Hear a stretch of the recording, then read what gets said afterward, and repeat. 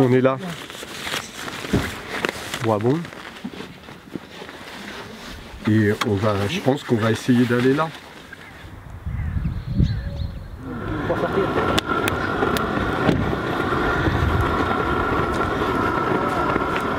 C'est bon, arrête. Je suis après.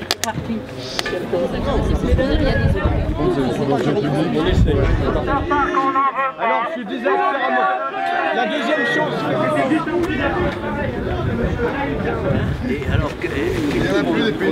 Il vient nous bouffer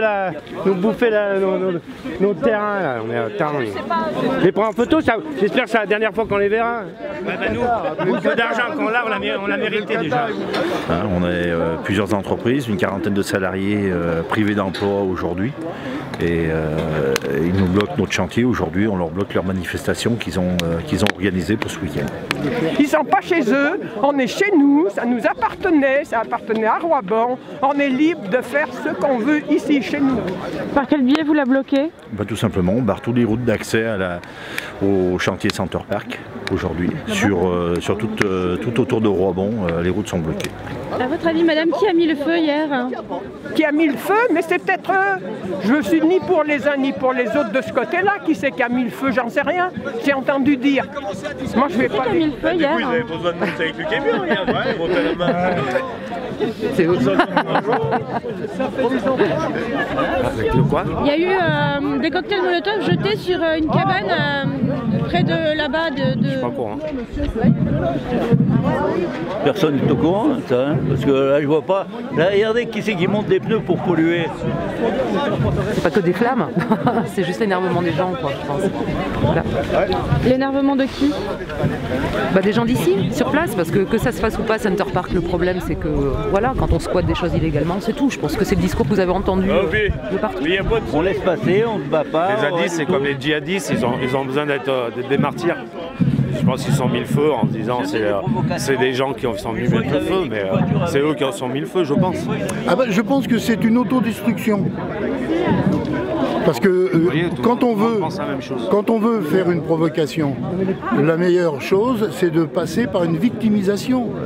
Ils envahissent le chantier, carrément, les 202 hectares sont pris, donc on ne peut absolument pas y aller, nous, Roibonnais, premièrement.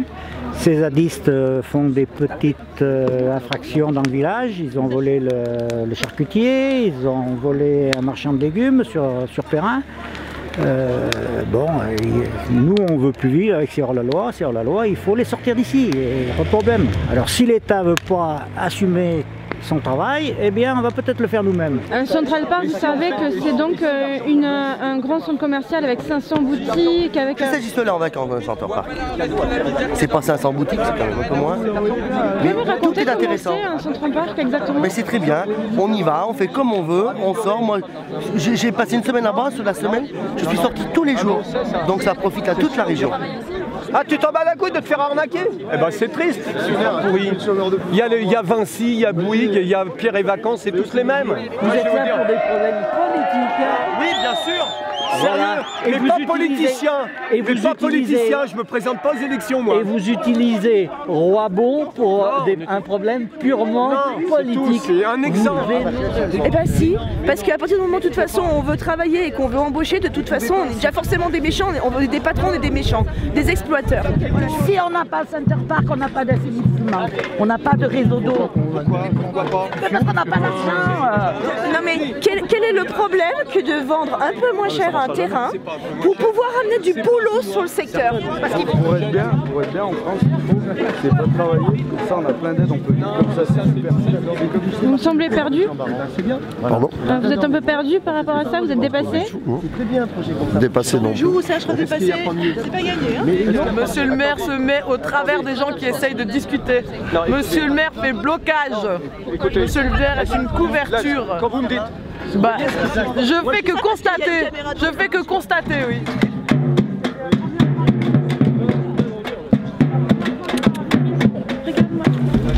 C'est bon, on y va les copains? Je n'ai pas compris pourquoi il y avait des barrières et puis il paraît que ce sont les personnes... Il y en a un qui était cool, qui discutait quand même, celui qui avait son t-shirt là, il était quand même ouvert au dialogue. Ah oui, il y avait quand même des coups. Ouais, bah ouais, il y en a quand même. Ça fait plaisir. Je suis pas tombée sur quelqu'un de cool, moi. Et en fait, ils m'ont quand même tous répondu que c'était vous-même qui aurez mis le feu à la cabane. Ah bah oui, bien sûr. Alors clairement, est-ce que vous avez déjà vu des gens avouer leurs fautes? Est-ce que vous pensez réellement qu'ils vous diront face à la caméra « Coucou, c'est moi qui ai mis le feu », sachant que les gendarmes sont en train de faire une enquête et que clairement, si vous montez voir la cabane, vous verrez que le feu a pris de l'extérieur et du côté route. Après, nous, on discute même plus là-dessus, c'est une tentative d'homicide qui a été faite. Voilà, les gendarmes sont passés 17 minutes pour une tentative d'homicide, c'est un peu dommage quoi, mais c'était réellement un acte dangereux. Pareil, bonne journée hein, surtout. Bonne journée hein. Bon week-end hein.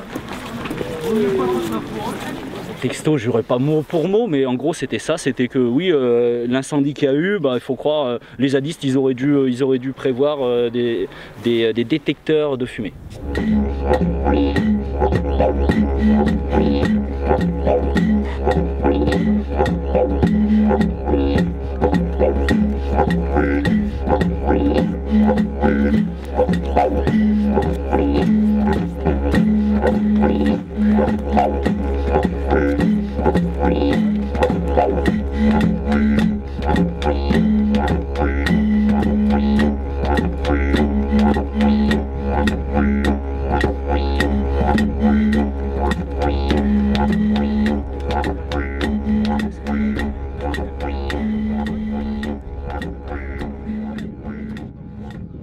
Eh bien alors vous invitez des gens à venir, mais derrière... Surtout, ils vont vous démonter du coup. Mais c'est France 3, faut arrêter. Eh ben France 2... Non mais sérieux.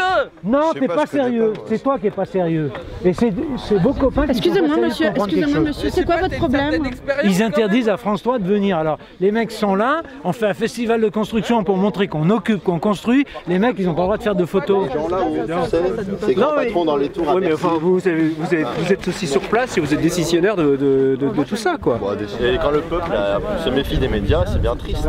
C'est horrible à dire et c'est pas contre toi, contre ton métier, rien du tout. Enfin, et vraiment, moi je suis personnellement en train d'essayer de faire un journal alternatif et justement, on peut faire autrement peut-être. Ouais. Il y a bel et bien en effet des médias qui nous ont sabrés dans le passé, liés à des vidéos qui ont été trafiquées, des débats qui ont été changés. Et puis, voilà, et donc du coup, par prudence, beaucoup ont décidé en assemblée générale de dire les médias en fait, c'est pas qu'on les bloque, mais c'est qu'on est vachement prudent et qu'on les fait pas rentrer partout.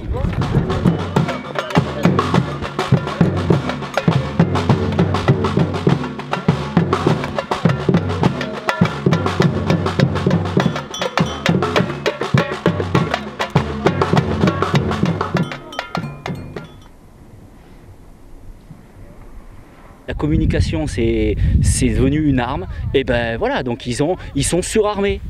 Donc les médias classiques, ils reprennent ça texto. Ils devraient quand même faire la part des choses entre des citoyens qui luttent et puis une multinationale, mais c'est pas le cas. Je sais pas, à la bourse ils disent que si on fait crouler le projet, tous ces projets, tous les autres projets à Poligny et au Rousset là, de Center Park, ils s'écrouleraient aussi. À Poligny, c'est quoi comme projet? Un Center Park aussi. Et le Rousset, c'est en Saône-et-Loire aussi, ils veulent faire un Center Park. Quand je dis que tout a été biaisé d'avance, c'est que bien avant les enquêtes publiques, qui normalement les gens ils sont informés à ce moment-là, il y a eu des réunions publiques organisées par le maire de l'époque. Et ces réunions publiques, eh ben, il y a un moment il faut se poser des questions. Comment ça se fait que dans ces réunions publiques, le seul intervenant était Center Park ? On ne peut pas faire de l'information aux gens avec une information biaisée. Donc les gens, voilà, on leur a construit un rêve. Et leur rêve, il ne faut pas y toucher.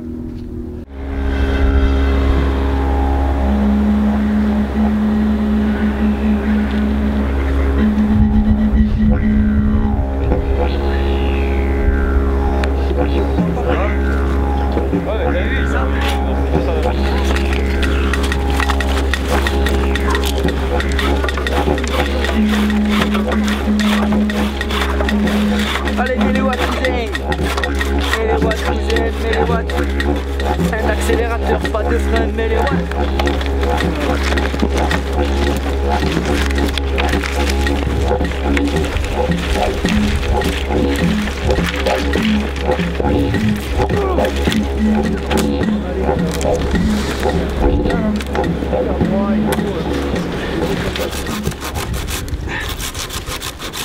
On est donc dans la forêt des Chambarans à Roibon et on est en train de couper du bois pour, de prélever en fait le bois qui a déjà été abattu pour la construction du Center Park. Donc on est au cœur de la belle forêt là, il y a une grande parcelle qui a été coupée à blanc et voilà, les tracteurs ont laissé des grosses ornières, c'est bien dégueulasse. Et donc nous on construit des cabanes, alors on profite du fait que ces arbres soient déjà coupés pour en prélever des morceaux qui nous intéressent pour faire les cabanes.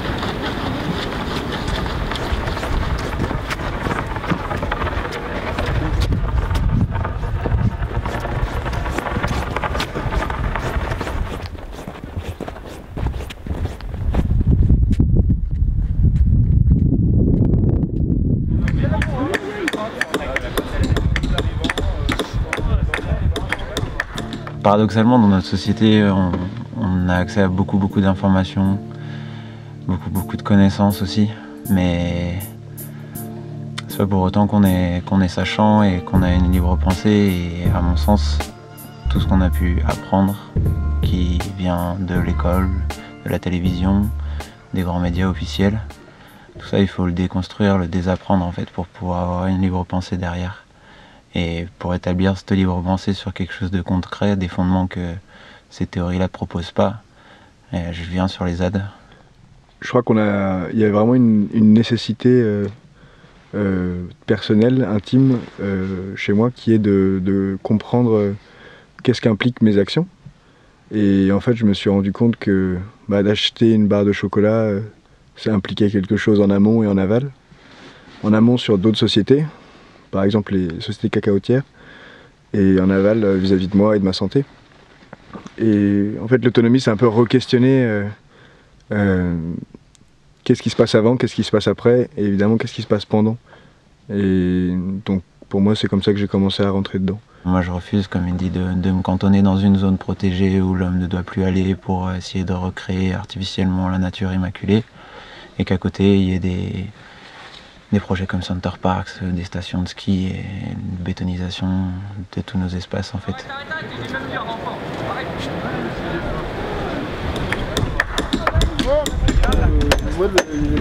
Prendre la distance un peu, voilà.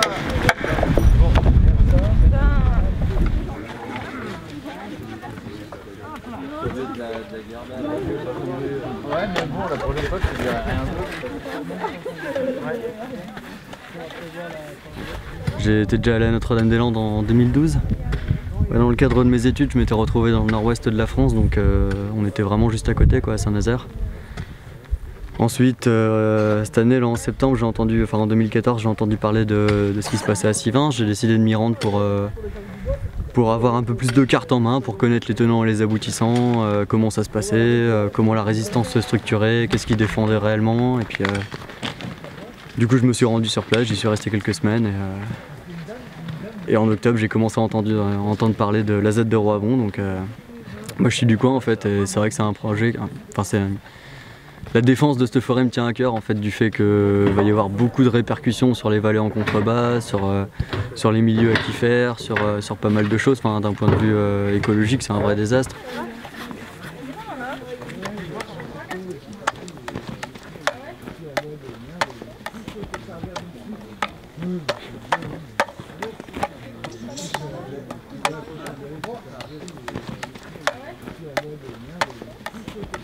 On va chercher de la viande, on sait même plus que si c'est du bœuf, du mouton, du cheval, de l'âne ou de la volaille. Enfin, pareil pour les céréales ou même tous les produits transformés, on sait pas ce qu'il y a dedans et finalement il suffit d'échanger un peu de monnaie contre tout ce qu'on peut trouver là-bas et ça coupe le lien avec le vivant et ça permet à ce genre de projet de voir le jour, entre autres. Bon, là il n'y a pas énormément de terres maraîchères qui vont être bétonnées. Enfin, ça représente peut-être quand même la moitié, je crois, de la superficie totale du Center Park, mais quand on voit le nombre de projets, que ce soit des agrandissements de zones industrielles, des constructions de centres de loisirs, d'aéroports, de lignes TGV ou de barrages, tout ça en général ça se fait au détriment des réserves naturelles comme ici. C'est vraiment ça le fond du problème à mon avis, c'est qu'on met une gangue de béton sur la terre et après on peut toujours tout casser pour replanter des navets et des carottes, mais ça va prendre un petit moment, quoi. C'est dommage de construire pour déconstruire. On parle de bébé,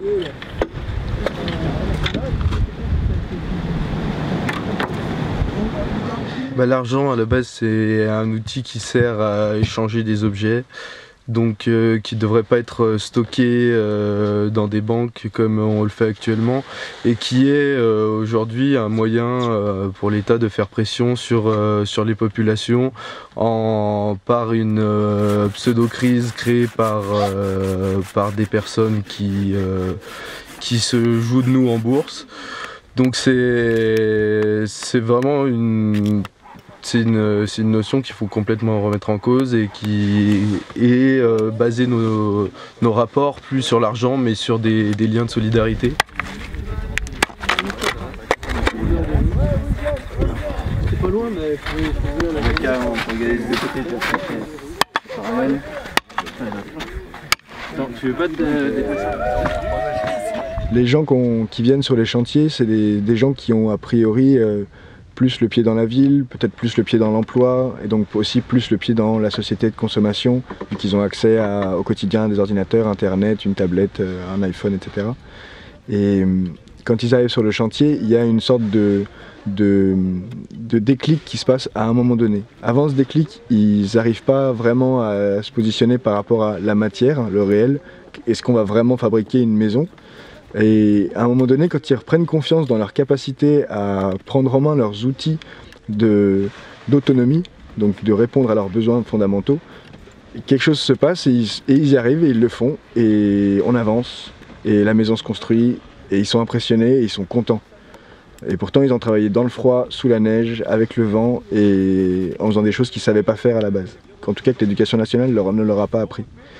Et ça, je trouve que c'est excellent et pour moi ça prouve qu'on peut continuer dans ce sens-là et que la transition excès technologique à retour au primitivisme entre guillemets est complètement possible et relativement saine pour les gens. La forme, ouais, on habite dans la forêt, du coup, oui, on n'a pas des douches tous les jours et oui, on va être un peu sale parce qu'on a les mains dans la terre. Et donc évidemment c'est différent, c'est quelque chose qui n'est pas propre et c'est quelque chose que des gens de la société ne voudraient peut-être pas accepter comme quelque chose de beau, alors que pour moi c'est beau de mettre les mains dans la terre. Du coup il y a ça déjà qui nous marginalise à mon avis, cette forme. Et ensuite il y a le fond dont ils viennent de parler, c'est-à-dire les idées politiques, le re-questionnement de notre société très globalement et du coup le risque pour eux aussi de devoir affronter du changement. Un changement qui arriverait sans qu'ils l'aient réellement choisi. Et c'est ça ce qui manque aujourd'hui dans la société, c'est que les gens se laissent guider par des idées préconçues sur le confort, sur qu'est-ce qu'ils ont besoin pour vivre, la belle maison, la belle voiture. Mais au final, le confort, plus on en a besoin. Et ici, le fait de s'en séparer permet de revenir à des choses simples, juste la vie en communauté, le fait de vivre avec des gens et de partager des moments, c'est ça qui compte au final.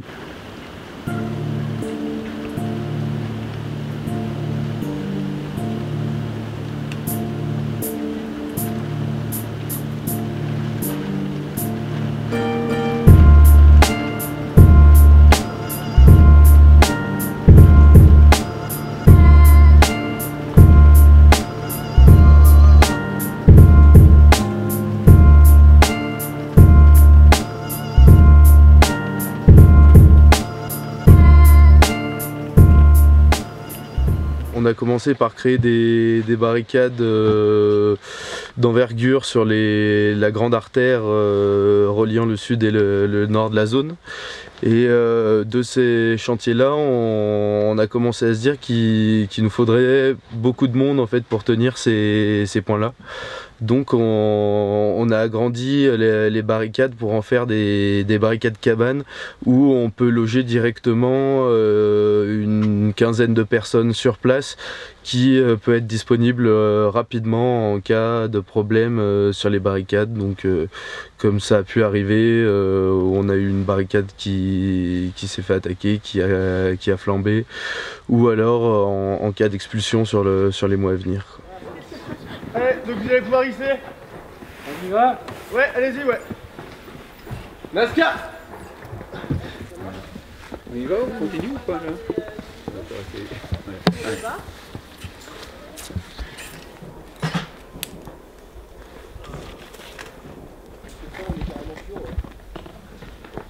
On va avoir encore 600 de toute façon.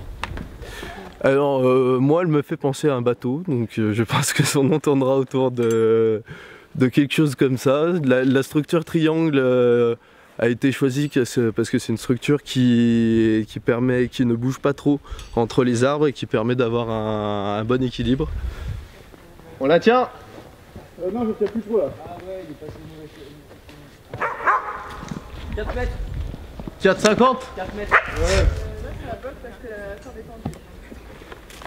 Ce lieu est aussi un lieu de défense qui va nous permettre d'avoir une défense plus efficace en cas d'expulsion et de venue des forces de l'ordre, parce que toute personne en hauteur est plus difficilement délogeable parce qu'il faut faire venir soit une nacelle, soit le GIPN qui est la compagnie de gendarmerie spécialisée en grimpe. Ici, ça va être mité, en fait, le territoire va être mité, on va garder quelques coins de nature pour donner un petit côté sympa au lieu, et puis il y aura beaucoup de cette forêt qui va être coupée pour faire des cottages.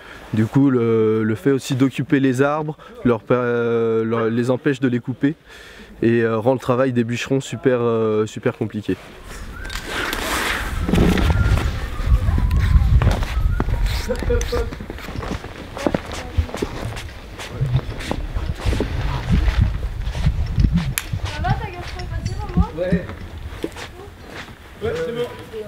Moi je souhaite que ces lieux de lutte aient en fait ces ressources fondamentales là.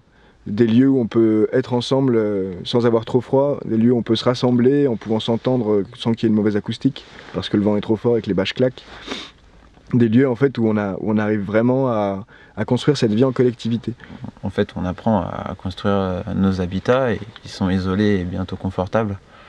Et je pense que c'est ça qui fait qu'on peut s'emparer de la matière et du réel, c'est d'avoir un outillage convivial dans le sens où c'est un outil qui permet d'élargir notre rayon d'action individuel et collectif et pas ce que sont les écrans actuellement, ordinateurs, téléphones portables. Cette technique-là, c'est nous qui nous en emparons et c'est pour ça qu'on produit aussi du savoir. Quand tu parlais de savoir ou d'éducation nationale, on produit nos savoirs ici en fait. Et ils circulent entre nous et pas question de le marchandiser ni d'en faire une religion pour l'État laïque, quoi.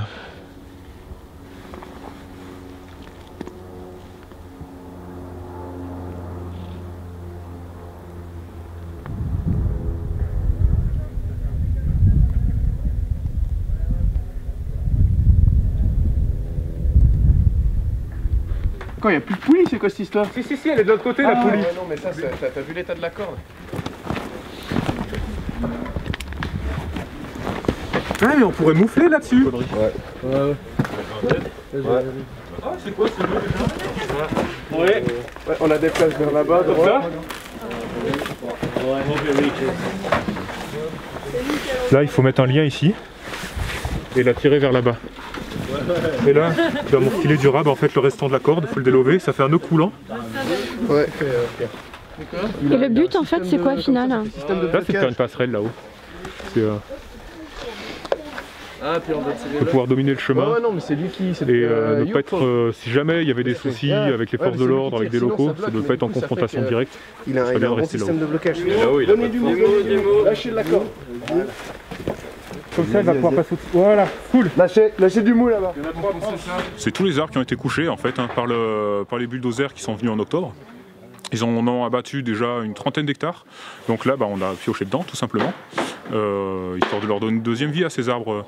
Ça aurait été vendu. Ça aurait été vendu certainement pour faire soit du bois déchiqueté, enfin de toute façon du bois de chauffage. Donc autant faire du bois de construction pour le moment. Et le chantier de coupe, il est à 500 mètres d'ici. Ça fait une petite distance quand même. Quoi? Non, mais elle est un peu moins lourde.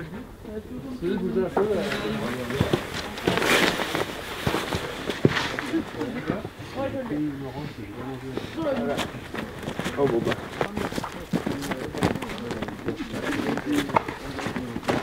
Tirez derrière. Tirez derrière, ouais.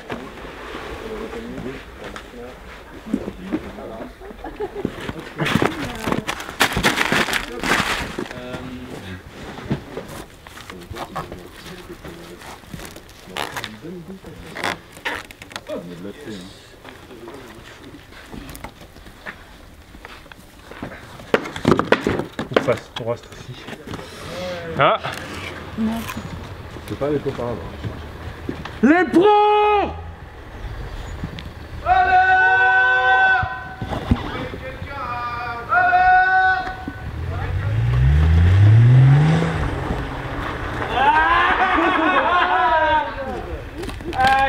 C'est ce qu'on appelle de la gascu, hein. C'est les locaux justement qui mettent un petit coup de pression histoire de faire peur, voir s'il y a du monde aussi, c'est du repérage, hein. Comme ça, s'il n'y a personne, ils en profitent pour jeter certainement une bricole dans le coin, un cocktail molotov, pourquoi pas, ça a déjà été fait, donc c'est pas la première fois que ça arrive. Et ils font des tours, de la même manière que les flics font des tours, les locaux font des tours. C'est bon?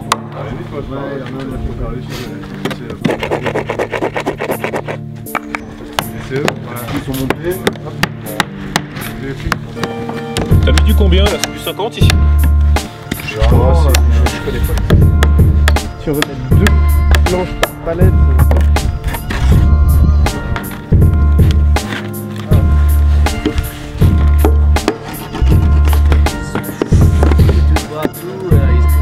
Tout l'eau de la terre.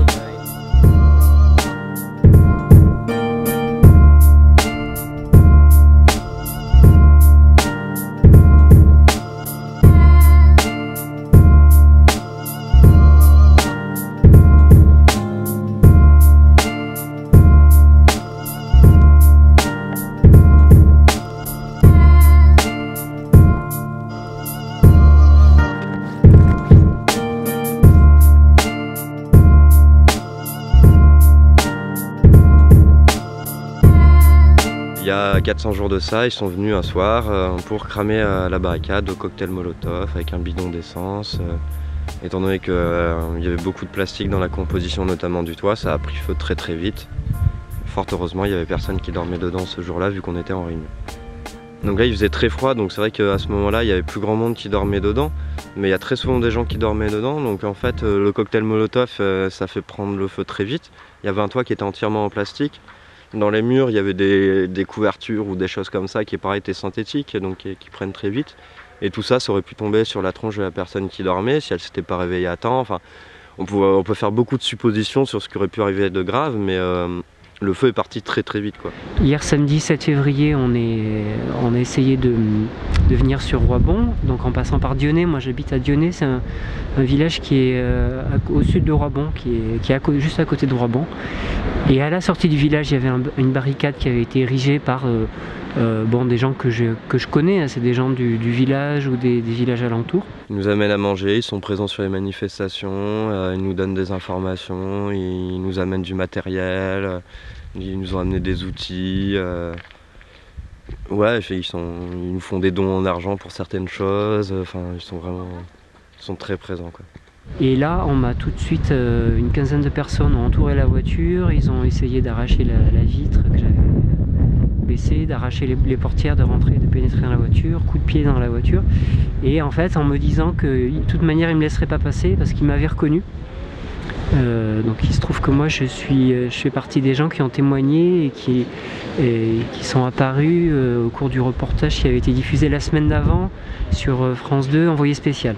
Voilà, la forêt de la discorde. Alors donc déjà il y a des menaces régulièrement quand ils passent en véhicule, c'est très souvent des insultes quand ils nous croisent dans la rue, dans le village. Juste avant le nouvel an, ils nous avaient attaqué avec des gazeuses lacrymogènes. Ce soir-là, fort heureusement, on était assez nombreux dans la guérite, donc on a pu se défendre assez facilement. Pendant le festival de ce week-end, ils ont brûlé 2 voitures du côté de Dionnet, des voitures qui étaient garées à l'écart du village. Ils ont également attaqué des copains qui se baladaient à 2 sur une route, donc il y a le copain qui s'est fait éclater la tête contre le sol. C'était pas la première fois qu'il y avait des tentatives de ce genre-là. Il y avait une copine qui s'était fait rouler sur son pied au tout début de l'occupation. Ils avaient balancé déjà souvent des canettes ou des pétards contre la guérite de Tropique, là où on est. Autant je trouve normal qu'il y ait des gens qui disent nous on est contre la construction des center parks et qu'il y ait aussi des gens qui disent nous on le veut ce center park et qui se manifestent aussi. C'est quelque part et puis il pourrait y avoir un côté bon enfant quoi. Ça peut être aussi l'occasion de se rencontrer sur le terrain, de discuter, de dialoguer, mais là encore on se rend compte qu'il n'y a pas de débat possible. Ils sont très motivés et on ne sait pas combien ils sont, enfin on ne sait pas exactement, mais on peut penser qu'ils sont une dizaine, une quinzaine, prêts à faire ce genre de choses là, et c'est des gens quasi essentiellement du village quoi.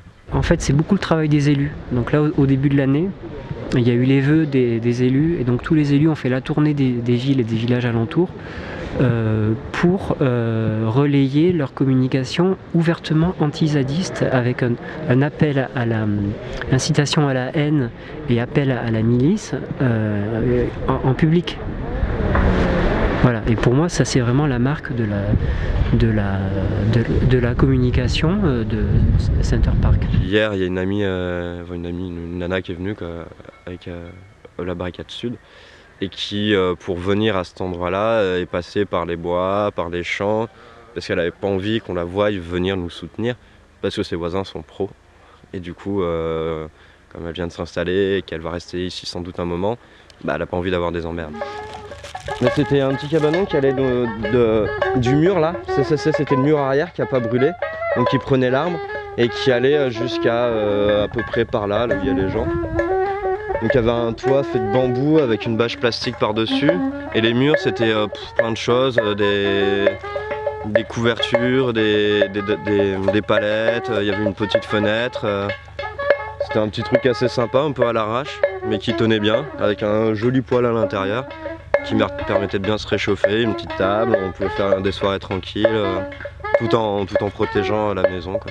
Et là du coup par contre il y a plein de militaires qui sont arrivés apparemment, il y a plus de 4 camions qui ont été vus arriver, et du coup il y a la police avec des pros en train de faire des barrages tout autour, et du coup ça devient absurde, ridicule, la collusion militaire politique et pseudo-pro-sympathisants qui sont menacés s'ils viennent pas manifester.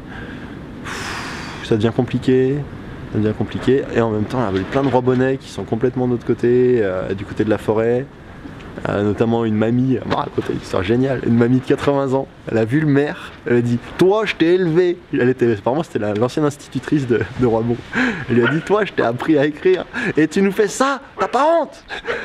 Et apparemment il aurait menacé de la frapper. Voilà, et d'autres choses comme ça, enfin vraiment la tension monte. C'est horrible parce que nous on n'a trop pas demandé ça quoi, et c'est certainement pas le but.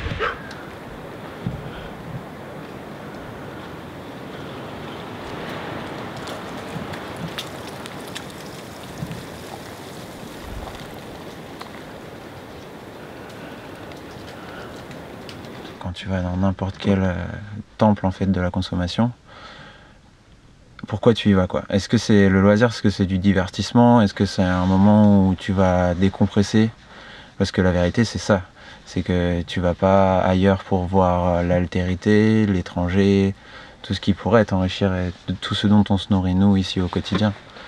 Et tu y vas pas pour ça en fait, tu y vas pour décompresser parce que t'as beaucoup trop trimé, t'as enfin pu te payer des congés et tu vas à la mer, tu vas dans des lieux comme les Club Med, tu vas un peu partout où tu sais que tu pourras consommer en sécurité parce qu'il y aura les portiques et les caméras et la police s'il le faut pour te protéger, pour que tu puisses consommer. en fait, cette envie-là, quoi, ce besoin qui est lui aussi fabriqué par la société de consommation, il permet pas de penser à pourquoi tu décompresses, quoi, de quoi tu décompresses. Et tu décompresses parce que tu as le rouleau compresseur de l'emploi et de la marchandise qui t'écrase toute l'année. Et du coup, le loisir, dans ce cas-là, c'est de la consommation de divertissement et c'est rien d'autre. Et c'est exactement ce qui se passe là à la sauce verte, mais c'est une mascarade. Quand j'étais plus jeune, j'ai suivi mes cours comme un bon citoyen, un bon collégien, un bon lycéen d'économie. En économie, on nous a parlé effectivement d'une transition et de la société des loisirs. C'est-à-dire que l'humain arriverait potentiellement, éventuellement, c'est des théories économiques, de moins en moins à travailler et de plus en plus à s'occuper de façon diverses et variées, mais pour des occupations qui ne sont pas rémunératrices ni rémunérantes, mais qui sont juste enrichissantes, qui a une valeur, l'enrichissement intellectuel, donc il y a le mot richesse dedans, donc voilà, ça a quand même une valeur, même si elle n'est pas marchande. Moi j'ai cru aussi en ces théories économiques qu'on apprenait dans les collèges et dans les lycées de France, hein. Peut-être toujours aujourd'hui, j'en sais rien. Alors la société des loisirs, du coup, elle est en débat, quoi. Quelle société, comment, quel loisir, pourquoi? Moi, je suis un passionné de nature, je fais que du camping sauvage, je fais énormément de randonnée. Il faut savoir que la randonnée, c'est le sport préféré pour 83% des Français. Donc il y a un débat démocratique là, pour le coup, un vrai, par rapport à l'utilisation des zones naturelles. Mais effectivement, la société de loisirs, elle repose entre est-ce que le loisir doit être payant et marchand et commercé et détenu dans les deux mains d'une personne, quand il lui en reste deux, ou est-ce que c'est la société des loisirs et voilà, qui est non marchande. Ce domaine public des Champs-Barans, c'était un lieu de loisirs gratuit, en partage commun pour les gens des villes et des vallées un peu en dessous. C'est pas pour tout le monde. Clairement, c'est minimum, entre ce que j'en ai entendu, hein, c'est 50 € par personne pour la journée, genre. Sauf que tout est payant à l'intérieur de la bulle et que de toute façon tu viens pas tout seul. Du coup, clairement, ça fait des week-ends à peu près 500 € pour une famille. Voilà. Je trouve que personnellement, je ne veux pas d'une famille de pauvres ni de riches, mais 500 € le week-end. C'est pas pour tout le monde, quoi, c'est tout, ça fait un demi-smic craqué en 2 jours, voilà. Et du coup, par contre, ça sert beaucoup, au Center Park, comme je te disais, au comité d'entreprise, parce que du coup, c'est vraiment le truc où les entreprises, elles ont des prix pour y aller, parce que Center Park a besoin de remplir son truc, pour faire croire qu'il y a du monde qui y va pour attirer du monde, tu vois le raisonnement. Et du coup, ils donnent des tickets gratuits aux entreprises, qui les refilent à travers les comités d'entreprise à leurs employés, en cadeau de Noël, en prime, ou en conneries comme ça, ou en détente, ou en week-end séminaire. Parce que je crois qu'ils organisent des week-ends séminaires entreprises. Et du coup, ça permet de faire venir la bonne petite classe qu'on veut, des ouvriers qualifiés qu'on veut bien, et de les maintenir dans cette espèce de... entre eux, quoi. Pour le loisir payant, vous avez une barrière à l'entrée d'un Center Park, et puis il faut commencer par payer le parking. Ensuite, vous allez payer votre bungalow. Ensuite, vous allez payer votre nourriture au petit centre commercial qui appartient à Pierre et Vacances, qui vend beaucoup plus cher les produits. Ensuite, vous allez payer votre droit d'accès aux piscines, et puis ensuite, vous allez payer un droit d'accès au sauna, au jacuzzi, etc. Donc voilà, on voit qu'il y a une pyramide. Déjà, vous allez payer très cher un week-end. Et ensuite, vous ajoutez donc tout ce qu'on a dit, hein, le parking, les saunas, les piscines un peu privatives, les solariums. C'est une zone grillagée où il y a dedans à l'intérieur des attractions et une bulle. Sous cette bulle, il y a des attractions et du coup l'idée c'est que tout va être sur place. La seule chose que les clients ne trouveraient pas dans un Center Park, ce serait une pharmacie. En l'occurrence, le pharmacien de Roibon est un des plus déterminés à la lutte pour le Center Park, curieusement, alors que tous les autres commerçants, clairement, les touristes qui viendront à Center Park, ils n'ont aucune raison, enfin à part pour faire typique et folklorique, aller acheter leur clope au tabac du coin, mais à part ça, ils n'ont aucune raison de sortir de la bulle. Et ça se trouve, limite, ils auront des prix à l'intérieur de la bulle, on ne sait même pas. Mais ça doit être un carnage. Parce que clairement, s'il y a tous les magasins dedans, pour 5000 personnes qui viendraient loger dans ce machin, ça fait quand même beaucoup d'argent qui n'est pas du tout investi localement, quoi. Parce que Center Park, c'est quand même une entreprise moitié française, moitié chinoise, plus ou moins. J'ai rien contre les Chinois, certainement pas, plus contre les Français d'ailleurs. Mais c'est une multinationale. qui va venir pomper de l'argent local grâce aux subventions, en faisant croire aux gens qu'il va y avoir du boulot, alors qu'en fait tout va être dedans. Ils se moquent de qui, quoi? Ils nous prennent pour des bœufs, je pense, des abrutis, ça doit être ça. Ça va très très mal, là justement on en parle, là 2014. Ça a été l'année la plus chaude jamais enregistrée, hein. Là on a explosé tous les records. Et à côté, on bétonne des forêts, on fait des aéroports, on se dit, on marche sur la tête parce qu'on va toujours plus loin, c'est une fuite en avant. Et nous on se met un peu en garde-fou, on dit mais non, à la rigueur c'est illégal ce qu'on fait, mais on s'en fout, on vient quand même parce qu'il n'y a plus d'écoute, il n'y a plus de dialogue. Le dialogue quand il a lieu il est pipé. Donc on fait un peu entre guillemets des passages en force.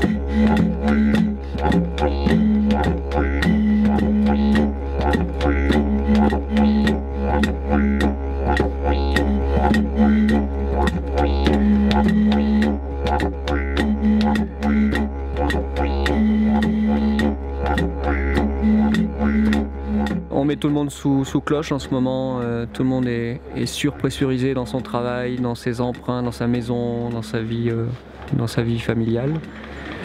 Et puis comme psychotrope au milieu de tout ça, les jeux, le loisir. Alors effectivement, il y a des Center Park, il y a des Walibi, toutes sortes de grands parcs qui profitent surtout à des actionnaires. Ça entretient chacun dans des espèces de dépendance. Et puis ça évite de se poser les bonnes questions. C'est pas impossible, je disais ce matin à un ami, c'est pas impossible qu'un système, et notamment notre vieux système républicain, soit aussi inquiet par une brochette de jeunes qui construisent des cabanes à gauche, à droite. Parce que finalement, si on commence à remettre en cause ce système-là, c'est une boîte de Pandore. On ouvre une boîte, mais après on va en trouver une deuxième, et puis une troisième. Et où est-ce que ça va s'arrêter? Donc il y a toute une frange de notre population, des nantis, qui n'ont pas forcément intérêt à ce qu'on ouvre ces boîtes-là. On est arrivé dans une société sécuritaire, alors l'argument terroriste en ce moment évidemment il va à fond les ballons. Donc voilà, le trouble à l'ordre public, une autre vision des choses, une autre alternative, tout ça c'est insupportable. Un système qui arrive en fin de course, c'est un système qui bétonne, c'est un système qui cloisonne, qui enferme, qui aliène. Et on est en plein dans cette queue de système qui n'en finit pas de s'effondrer. Et voilà, tout ce petit monde vit comme ça, tranquillement, à coup de caution morale, à coup de caution légale, réglementaire. Et de temps en temps, au milieu de cette machine, il y a un petit grain de sable. En fait, il y a un moment donné où il y a un basculement où soit on tombe que dans le cauchemar, soit le cauchemar devient moteur pour essayer constamment de revenir dans le rêve. Et pour moi, c'est plutôt ça. Il y a énormément de situations qui sont cauchemardesques, soit dans le constat de notre société actuelle, soit dans le constat de la lutte en fait, au quotidien. Et moi, personnellement, j'ai choisi il y a un petit bout de temps de prendre ça comme un moteur pour continuer à me faire rêver. Mais du coup, c'est à chacun de mettre son curseur pour savoir quelle dose de cauchemar il peut digérer. Il faut passer par-dessus la peur que nous a inculqué ce système, la peur qui est de prendre sa vie en main et d'avoir toute la pression du système derrière. Mais du coup, pour revenir à l'argent, la manière dont la plupart des gens le conçoivent, c'est pour assurer ses besoins de subsistance. Et je pense que là, ici, et dans de nombreux lieux de résistance partout dans le monde, on montre qu'on peut nous-mêmes assurer nos moyens de subsistance sans passer par l'argent. Parce que l'argent, en fait, il se rajoute sur tous ces biens d'usage, en fait, pour lui superposer la valeur. Et on n'a pas besoin de cette valeur-là, quoi. Il faut s'en débarrasser. Et si chaque personne s'autonomise au maximum et qu'on arrive à recréer des circuits courts et qu'on court-circuite leur système de distribution à eux, qu'on reprend nos vies en main, qu'on reprend nos matériaux en main, qu'on fasse nos constructions nous-mêmes et qu'on redéfinisse, qu'on rêve notre vie. Et c'est là qu'on arrivera à sortir de leur système.